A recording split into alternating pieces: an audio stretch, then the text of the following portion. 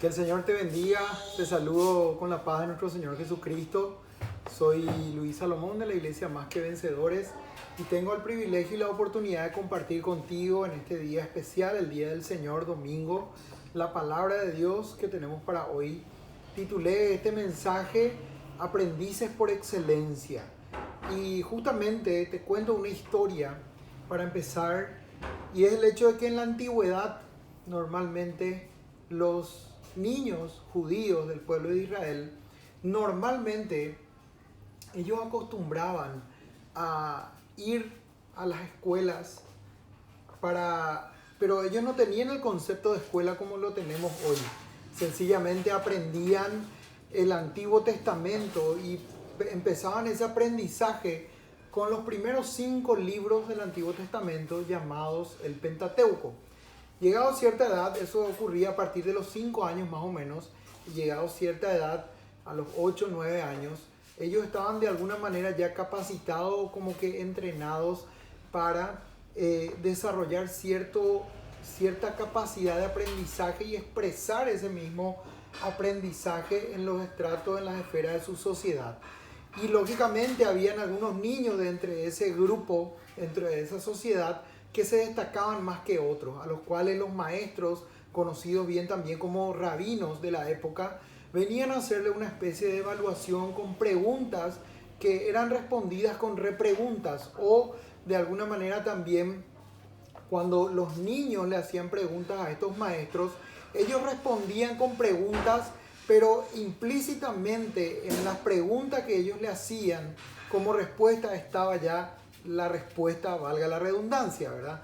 Pero de una manera muy especial, estos maestros veían cierto potencial en algunos que otros jovencitos, en algunos que otros niños, a los cuales automáticamente, si se daba ese potencial, porque la idea era que cuando uno terminaba esa enseñanza básica, ese proceso de aprendizaje básico, uno pasaba al sector de la sociedad a seguir los oficios familiares. ¿Qué te quiero decir eso? El niño que pasaba por unos años, 2 o 3 años, aprendiendo los primeros 5 libros del Antiguo Testamento, el Pentateuco, prácticamente de memoria, luego pasaba a estudiar el oficio de su propio padre. Es decir, si el padre era carpintero, el niño se iba a aprender los oficios del carpintero. Si el padre era pescador, se iba a aprender los oficios de un pescador. Pero ocurría que para algunos casos, los maestros de la ley, los rabinos judíos de la época, le decían a estos niños, sígueme. A lo cual cambiaba totalmente el estatus social y la vida de ese niño, y no solamente de ese niño, sino también cambiaba absolutamente toda la situación de la familia. Era un privilegio, tanto socialmente como religiosamente, como espiritualmente, era un gran privilegio que un niño sea llamado por un maestro y que éste le diga, sígueme. A partir de ahí, esos niños, por decirlo así, de alguna manera iluminados, pasaban a prácticamente vivir y convivir con estos maestros de la ley que les enseñaban todo el resto del Antiguo Testamento, pasando por Moisés y por los profetas, repasando lo que habían estudiado con Moisés en los primeros 5 libros del Antiguo Testamento y pasando lógicamente por todos los profetas. De esta manera, llegado a los 30 años aproximadamente, un judío ya estaba preparado para convertirse en un verdadero maestro de la ley para el pueblo de Israel. Cambiaba absolutamente el estatus social de una persona. Y es por eso que titulé este mensaje Aprendices por Excelencia. Porque un discípulo es un aprendiz. Alumno, la palabra alumno significa sin luz. Viene de una palabra de una persona que no está iluminada, pero que justamente estudia y se somete al estudio para pasar de ser un sin luz a ser alguien que tenga luz. Justamente ese mismo concepto es un poco el hecho del discípulo, aunque la palabra discípulo, discipulado, tiene que ver más con ser un seguidor, convertirse en un seguidor de alguien, de algo, de alguna enseñanza.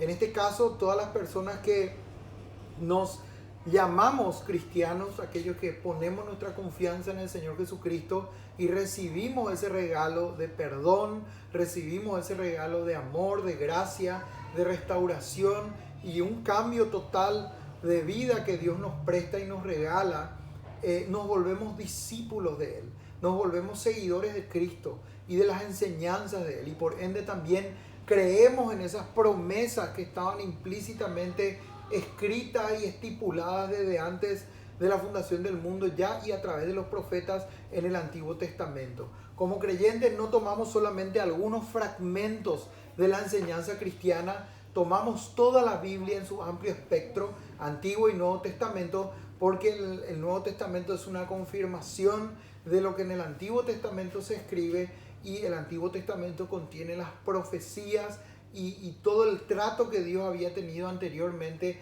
a la venida de Cristo. Y luego todo eso se cumple y se confirma en Cristo y está escrito y registrado en el Nuevo Testamento. El punto es que como creyentes somos discípulos. Los discípulos siempre han estado en su lugar de seguidores, de aprendices. Un creyente no puede pretender que ya lo sabe todo. Un creyente no puede pretender que ya ha hecho todo, porque siempre somos aprendices de la palabra de Dios. Siempre hay algún área que todavía avanzar, siempre hay un área que todavía tenemos que madurar, siempre hay un área en el cual todavía tenemos que aprender. Y de hecho, la vida cristiana justamente se caracteriza por eso, por el aprendizaje, por un corazón enseñable, por un corazón activo, por un corazón que muchas veces se duele por su pecado, se arrepiente por el pecado, pero lo reconoce, se humilla delante de Dios y se levanta a proseguir a la meta del supremo llamamiento para lo cual Cristo mismo nos agarró por medio de la salvación. Y tengo un texto que lo voy a leer en la versión traducción lenguaje actual de la Biblia, porque me encantó esta versión por el lenguaje justamente que utiliza, que es muy, de alguna manera, acorde a lo que nosotros hoy en día estamos un poco más afinados a nuestros oídos, ¿verdad? Porque no es un lenguaje tan poético, es un lenguaje más bajado a nuestros estratos. Y dice así, justamente Lucas capítulo 6, desde el verso 12 al verso 16. Dice la palabra de Dios: en aquellos días Jesús subió a una montaña para orar. Allí pasó toda la noche hablando con Dios. Al día siguiente llamó a sus seguidores y eligió a 12 de ellos. A estos 12 Jesús los llamó apóstoles. Ellos eran Simón, a quien llamó Pedro, y su hermano Andrés, Santiago, Juan, Felipe, Bartolomé, Mateo y Tomás, Santiago, hijo de Alfeo, y Simón, que era miembro del partido de los patriotas, Judas, hijo de Santiago, y Judas Iscariote, el que después traicionó a Jesús. Es interesante ver acá que Cristo, antes de elegir a sus líderes principales, a sus 12 apóstoles, Él pasó toda la noche orando. Y acá lo primero que se puede ver es que para elegir seguidores o para hacer discípulos, porque es un mandato bíblico, y conecto esto con Mateo capítulo 28, versos 19, 16 en adelante, que dice lo siguiente. Quiero leer contigo, justamente seguimos leyendo en esta versión. Y dice: los 11 discípulos, porque Judas Iscariote ya no estaba ahí, se fueron a Galilea, al cerro que Jesús les había indicado. Cuando se encontraron con él, ya Jesucristo resucitado, lo adoraron, aunque algunos de ellos dudaban de que realmente fuera Jesús. Pero él se acercó y les dijo: Dios me ha dado todo el poder para gobernar en todo el universo. Ustedes vayan y hagan más discípulos. Ustedes vayan y hagan más discípulos míos en todos los países de la tierra. Bautícenlos en el nombre del Padre, del Hijo y del Espíritu Santo. enséñenles a obedecer todo lo que yo les he enseñado. Yo estaré siempre con ustedes hasta el fin del mundo. Entonces es un mandato bíblico de parte de Dios a través de Jesucristo. Es un mandato bíblico para todo creyente. En aquel entonces eran para los 12 apóstoles, pero en nuestros días es para nosotros que confiamos en Cristo, que hemos nacido de nuevo, que nuestra confianza está puesta en Él. Es un mandato para nosotros hacer discípulos. ¿Cómo hacemos discípulos? Con estrategias humanas, con estrategias empresariales, con estrategias de multiplicación piramidal. ¿Con qué tipo de estrategia estamos haciendo discípulos? Hacer discípulos no se hace con estrategias humanas. Hacer discípulos se hace a la manera de la palabra de Dios, a la manera de Cristo. Primeramente, utilizando el recurso de la oración, estando sometidos a la voluntad de Dios por medio de la oración, estando sometidos en nuestra voluntad, en nuestra confesión de pecados, en oración a Dios, en nuestra adoración al Padre, en nuestra manifestación de nuestras necesidades en oración a Dios, pero también pidiendo a Dios que por medio de su Espíritu nuestro corazón esté calibrado a las motivaciones correctas y a hacer lo que conviene de acuerdo a las disciplinas cristianas que tenemos. Oración, estudio de la palabra, no dejar de congregarnos, relacionarnos con los hermanos, involucrarnos en nuestra comunidad de fe. De esa manera empieza el discipulado. Y justamente hay otro capítulo que me gusta mucho, que es el capítulo de Lucas 10, donde él envía a los 70 a predicar y de alguna manera abrir el camino para que Cristo venga luego. Y él los envía de dos en dos, pero primero lo que les manda a hacer es orar, porque les dice: he aquí que la mies es mucha, pero los obreros son pocos. Entonces oren al Padre de la mies para que envíe obreros a la mies. Entonces podemos entender que la vida de un discípulo, la dinámica de un discípulo, el desarrollo y la madurez de un discípulo empieza en la oración.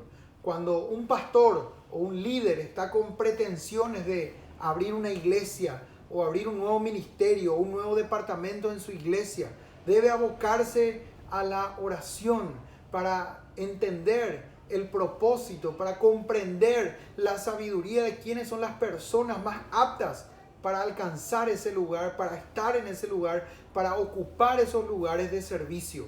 La vida cristiana es una vida de servicio sacrificial, es una vida de renuncia, es una vida de relacionamiento con Cristo y de amor a Dios por sobre todas las cosas, pero también es una vida de relacionamiento con los demás, porque solamente así y solamente allí se puede desarrollar y se puede manifestar y se puede ver el carácter de Cristo en las personas. Entonces, lo primero que Jesús hizo fue pasar la noche orando para posteriormente elegir a sus discípulos. Y Él es el principal ejemplo que nosotros tenemos para seguir y por ende nosotros debemos imitar estos pasos de nuestro Maestro. También seguidamente dice que Él pasó allí toda la noche hablando con Dios.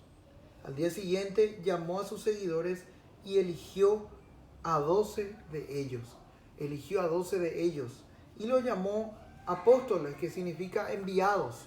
Los llamó enviados. ¿Por qué? Porque ellos iban a ser después los encargados de velar por todas las enseñanzas que ellos recibieron de Cristo. Ellos iban a ser los encargados de velar por esas enseñanzas, para que esas enseñanzas no solamente se transmitan a la primera iglesia o a la iglesia del primer siglo, sino que también para que eso quede plasmado en lo que hoy conocemos como el Nuevo Testamento y podamos hoy tener lo que es la palabra de Dios. Justamente en la iglesia primitiva, en la iglesia del primer siglo, había un problema muy grande y eran justamente las herejías que surgían, las enseñanzas distorsionadas y falsas que surgían de por ahí, y para eso los apóstoles hicieron el gran trabajo de velar, de cuidar apasionadamente y con celo santo todas las enseñanzas que recibieron de Cristo, las cuales son el hecho de que la salvación uno no puede adquirirlo por mérito humano, por mérito físico, por mérito por méritos con buenas obras solamente. Las buenas obras son una consecuencia de haber puesto nuestra confianza en el Señor Jesucristo para ser salvos. A partir de esa confianza es que uno se vuelve y se torna un discípulo de Cristo. Algunos diferencian entre ser solamente un cristiano, y justamente una vez contó la experiencia un pastor de que en una campaña evangelística se hizo un llamado. Primeramente el predicador de esa noche hizo un llamado a distinguir a algunas personas y les dijo: levanten las manos y acérquense a aquellos que son cristianos. Y mucha gente levantó la mano y se puso de pie o se acercó al altar. Y luego para otro grupo hizo el llamado: ahora quiero que se pongan de pie todos aquellos que son verdaderos discípulos de Cristo. Porque él hacía la distinción de que uno podía llamarse cristiano o ser cristiano, pero no ser un discípulo de Cristo. Pero la verdad es que la Biblia no hace tal distinción. La distinción tal que existe y que no puede haber otra es que uno es, al nacer de nuevo espiritualmente, uno es un discípulo de Cristo y está llamado a reproducirse en más discípulos. Pero, como siempre digo, ante las luchas, ante las dificultades, ante las circunstancias humanas, las armas de nuestra milicia no son carnales, sino poderosas en Dios para la destrucción de fortalezas. Por eso todo discípulo tiene la responsabilidad de hacer más discípulos, pero eso no ocurre, eso no surge como parte de un programa, como parte de una especie de formato de un culto. No, eso surge por medio del caminar cristiano, de la madurez espiritual, por medio de la gracia que Dios nos va dando a medida que vamos utilizando los medios de gracia y vamos por medio del conocimiento de Dios. Acuérdense que la Biblia también dice: misericordia quiero y no sacrificio, y conocimiento de Dios más que holocaustos. El creyente, a medida que puso su confianza en Dios, nació de nuevo espiritualmente, es un discípulo de Cristo, tiene que dedicar su vida a conocer a Dios por medio de la Escritura, por medio de la oración, por medio del relacionamiento con otros hermanos. Y así uno va de alguna manera derramando sobre otros lo que tiene, porque nadie puede dar algo que no ha recibido, o nadie puede dar algo que no tiene. Entonces es importante y necesario entender y comprender que la vida cristiana es una vida de procesos, es una vida de caminar con Cristo, es una vida de la palabra de Dios, es una vida de estar sometidos a la voluntad de Dios, pero no es con fuerza humana, es con el Espíritu de Dios. Dependemos de Dios para todo lo que tengamos que hacer. Y el discipulado, porque muchas veces en la iglesia también se habla de los programas, tenemos discipulado de varones, discipulado de mujeres, discipulado de niños, discipulado de jóvenes, pero el discipulado no es un programa meramente de la iglesia, es también, pero eso es un elemento del discipulado. El discipulado es una vida, es la vida cristiana. El discipulado es un caminar con Cristo, cada uno individualmente, pero también como parte de la comunidad.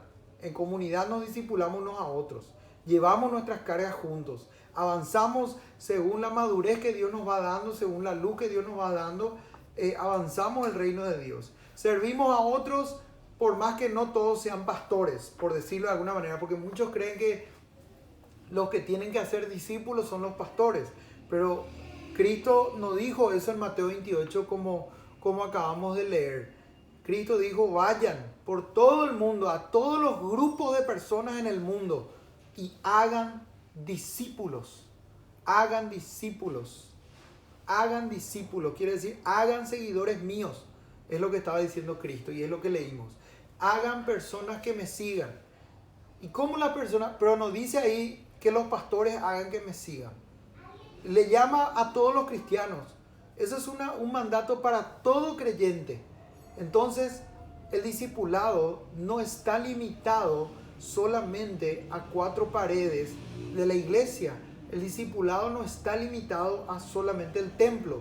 Más que nunca en una época como esta, época de COVID, de pandemia, donde hemos estado encerrados tanto tiempo, en nuestras casas nos hemos dado cuenta de que no es necesario, es importante el congregarse.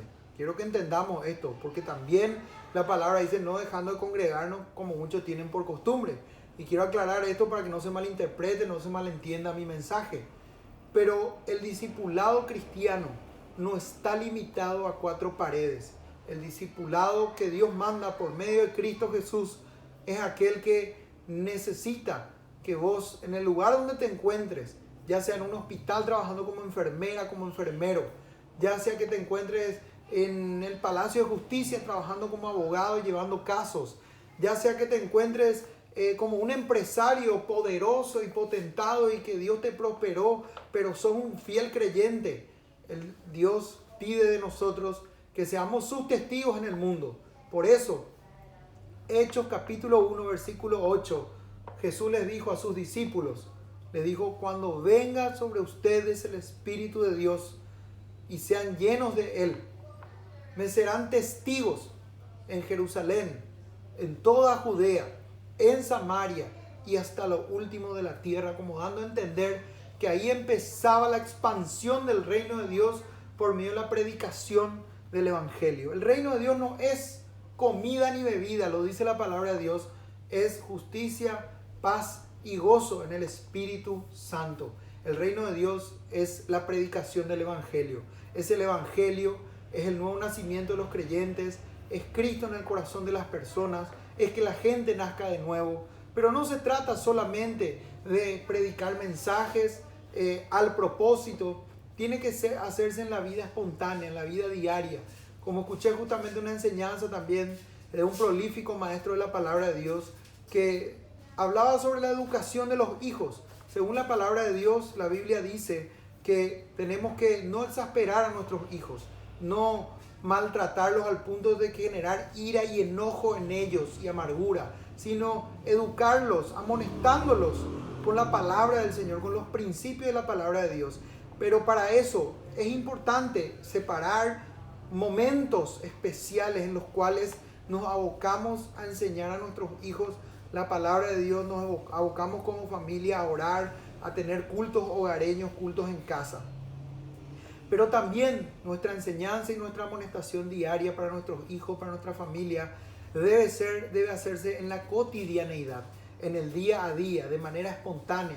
Como dice Deuteronomio capítulo 6, versículos 4 y 5, que dice justamente, oye Israel, Jehová nuestro Dios, Jehová uno es, y amarás al Señor tu Dios de todo tu corazón y de toda tu alma y con todas tus fuerzas. Y estas cosas pondrás en tu frente, en tus puertas, y las enseñarás a tus hijos, al levantarte, al acostarte en el camino. Tiene que hacerse en toda la vida, todos los días, de todas las formas. Nosotros estamos enseñando a la vez que estamos aprendiendo. Esa es la vida de un discípulo. El discípulo es un seguidor que está sometido a su maestro, a su Señor, y de hecho la palabra de Dios dice justamente que ningún discípulo es mayor que su maestro. Nosotros estamos sometidos a la voluntad de Dios, estamos sometidos a la palabra de Dios, y es a ella a la que tenemos que dirigirnos todos los días. Es ahí donde tenemos que... Él es la fuente de nuestro gozo, Él es la fuente de nuestro aprendizaje. Nuestra comunión con Él es real, no es un juego, no es algo para tapar un bache nomás en nuestra vida o para ocupar un tiempo libre que tengamos.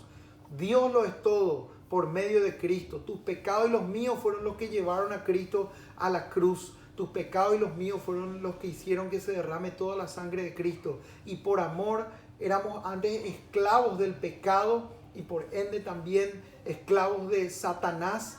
Pero ese acta de decreto que estaba en contra nuestra se anuló en la cruz del Calvario cuando Cristo exhibió públicamente a sus enemigos y los derrotó. Derrotó a la muerte, derrotó al pecado, para que hoy vos y yo podamos ser verdaderos seguidores, verdaderos aprendices por excelencia, verdaderos discípulos de Él y hacer por ende más discípulos.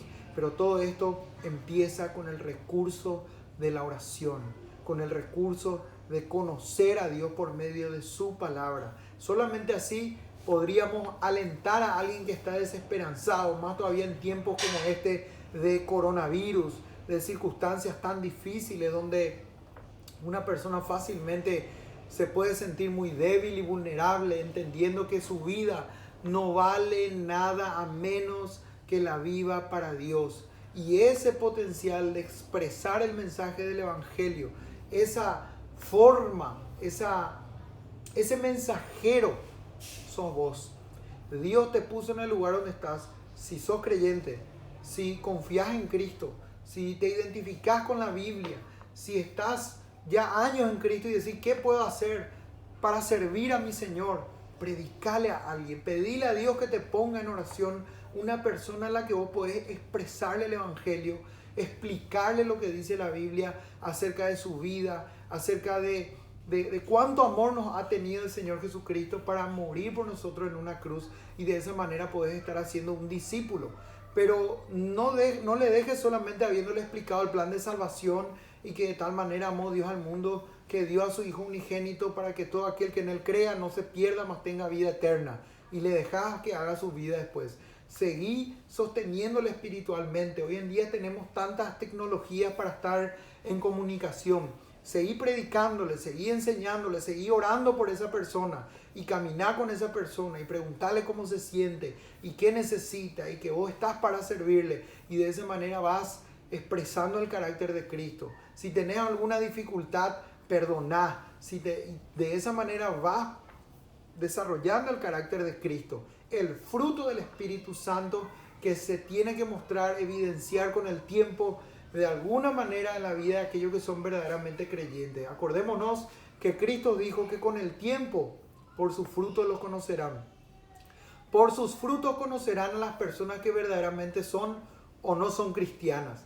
Eso dijo Jesucristo, por sus frutos los conoceré. Y el contexto tiene relación a los falsos maestros, pero la verdad es que a todo cristiano, verdaderamente cristiano, se lo conoce por sus frutos. Una persona que hace discípulos es una persona verdaderamente cristiana, pero también es una persona que ha tenido un corazón enseñable, de tal manera que está sometido a la voluntad de Dios, de tal manera que está dispuesto a reconocer sus errores, está dispuesto a confesar sus pecados a Cristo, a Dios, está dispuesto a buscar ayuda si lo necesita, está sometido a las verdades de la palabra, aunque de buenas a primeras eso no se aprende del todo de la noche a la mañana. Uno cuando viene a los pies de Cristo muchas veces no es que de una ya sabe toda la teología y las enseñanzas de la Biblia, pero justamente ahí empieza un proceso al cual los teólogos le llaman proceso de santificación.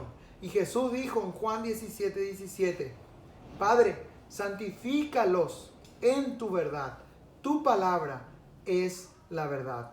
Tu palabra es la verdad. El medio que Dios utiliza para hacernos santos para Él, adoradores en espíritu y en verdad, santificados para Dios, apartados del sistema del mundo a una vida para la gloria de Dios y consagrados para Él. El medio que Dios utiliza es el conocimiento de Él por medio de la Escritura, por medio de la palabra de Dios. Y así cada uno va al mundo a hacer sus actividades, a estar en su familia, a estar en su trabajo, a desarrollar en su vida, a desarrollarse en su vida con sabiduría, con gracia, con conocimiento. Y es esa la forma en la que uno en el día a día puede hacer más discípulos, puede expresar con su propia vida, con lo que vive, con su testimonio, pero también puede hablar, y de hecho es una tarea. No es solamente un programa, una evangelización, algo que forma parte de la iglesia, es algo que forma parte de nuestro día a día, es algo que forma parte de nuestro diario vivir. El hacer discípulos es para siempre, es para todos los días, es para que nos desarrollemos y desarrollemos nuestra vida espiritual. Y uno quiere saber si de alguna manera ha podido madurar espiritualmente, ha podido crecer, es cuando está dispuesto a ser discípulos y a hablar abiertamente de su fe a los demás, orando, estando sometido a la Escritura, acordándonos que es un mandato: vayan por todo el mundo, a todos los grupos de personas en el mundo, y hagan discípulos, enseñándoles todas las cosas que yo los he mandado, bautizándolos en el nombre del Padre y del Hijo y del Espíritu Santo. Quiero orar contigo. Padre, gracias te damos por la enseñanza tuya, por tu palabra, por la manera en la que tú te manifiestas de una manera gloriosa en nuestras vidas. Primeramente al hacernos entender que somos tus discípulos y estamos en tus caminos, que somos tus hijos, que tenemos una identidad, Señor. Pertenecemos al reino de los cielos, pertenecemos a Cristo. Fuimos comprados con precio de sangre para ser tus seguidores en este mundo, tus discípulos, tus testigos. Pero a la vez estamos llamados a tomar esos recursos espirituales que tú nos has dispuesto para que podamos seguirte y para que podamos vivir para ti, haciendo lo que tú mandas, haciendo más discípulos. La oración, la palabra. Ayúdanos y enséñanos a estar a tus pies sentados como María, tomando la mejor porción que no nos será quitada y siendo verdaderos aprendices por excelencia para toda la vida. Te amamos, Señor, y te entregamos nuestras vidas de esta manera y te pedimos que nos lleves a tener esa gracia, ese conocimiento, ese favor y ese poder que viene de tu Espíritu para hacer discípulos. En el nombre de Jesús. Amén y amén. Que Dios te bendiga.